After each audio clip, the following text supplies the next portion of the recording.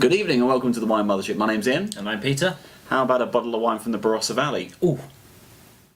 So Ian, what do we have in front of us today then? This is Adelaide classic Barossa Valley Shiraz. Rockford. If you're from South Australia, I'm sure you're familiar. This is a Rockford basket press Shiraz 2005. Okay, so what are we expecting from a wine of this nature? Well, it's reputedly made to very, very, very traditional standards. Rockford's claim that they use fruit that's been entirely hand pressed in a basket press. It's been lovingly done with all vintage equipment, so it's not going to be a full-on style of South Australian Shiraz. It's going to be a little bit more nuanced. It's going to be a little bit more classic in style.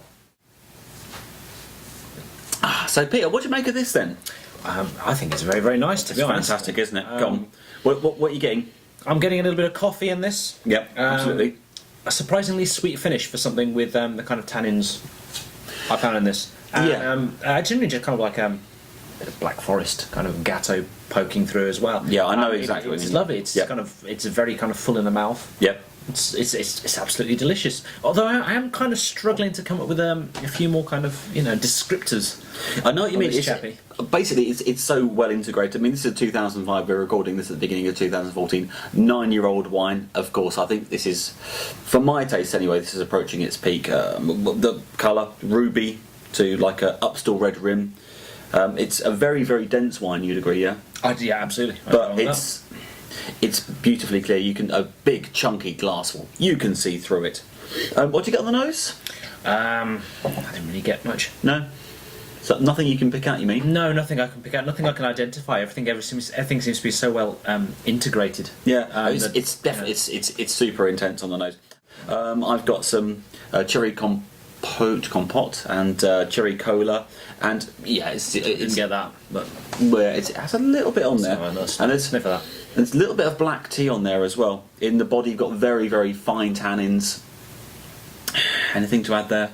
I don't get the cola and I don't get the tea. Okay. But it is lovely. Yeah, the tannins just floating above the body of the wine like a mist. It's okay on the palate. What's it taste like? As I said before, Yep. coffee, black forest gatto, Right. Or maybe a little bit plummy. Right. Okay. Yeah. Sure. The only thing I want to add is there's a hint of spice. Not really anything you would say like Southern Rhone or Mediterranean, but Yeah, typical Shiraz spices, you would say. yeah. Once again, difficult to put my finger on. There's a slight smokiness as well. The black tea on the nose resolves itself to Lapsang Souchong, but that's not a major tasting note. That's just something that struck me. And the finish, long. Welcome back to the Shit Wine Review. Peter, what have you unfortunately stepped in this week? Well, I've been travelling around the kind of the fourth circle of hell. Yeah, and as is your want. And I came across this little charmer, which is Canon wine. Yes, okay, fantastic. Apparently, it comes in a personalised jam jar. Yeah, okay. For your delectation. It's hygienic. Yeah, I think so. Go and crack it. Shall we? Just go for it. Works, but Go on. with the ring pull, as all good wines have. Yeah, okay. Oh, crikey. No. Okay, they're not tasting notes unless they've got stains on. Go on, you go first. Are you sure? Yeah, That's generous of you. Very, very. I can smell it from here, actually. It's not an unpleasant smell. No. Go on.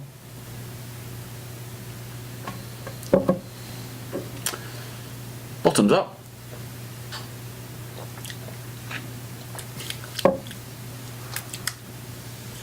It's bad, but it's not as bad as I thought it would be. It's hollow. I can taste it on the side of my mouth, and there's something peptic about it, isn't there? There's something quite horrible. Right. I think if you were to not kind of clean your shower for a long time, and then lick the kind of mouldy bits, I think that's probably. Have you ever been sick after drinking red wine? You're asking me that seriously? Yeah, no. Sorry, it's a rhetorical question, viewers. Actually, yes, I know Peter's been sick after drinking red wine, and that's basically not the morning after, but it's like being sick right after drinking red wine. That gets flushed. Yeah, okay, that's going to get that's. It's awful, but not as bad as I thought it would be. No, there's nothing hard and chemical in there, but see you later, Mr. Cannon. I think we should fire it out of one. Absolutely.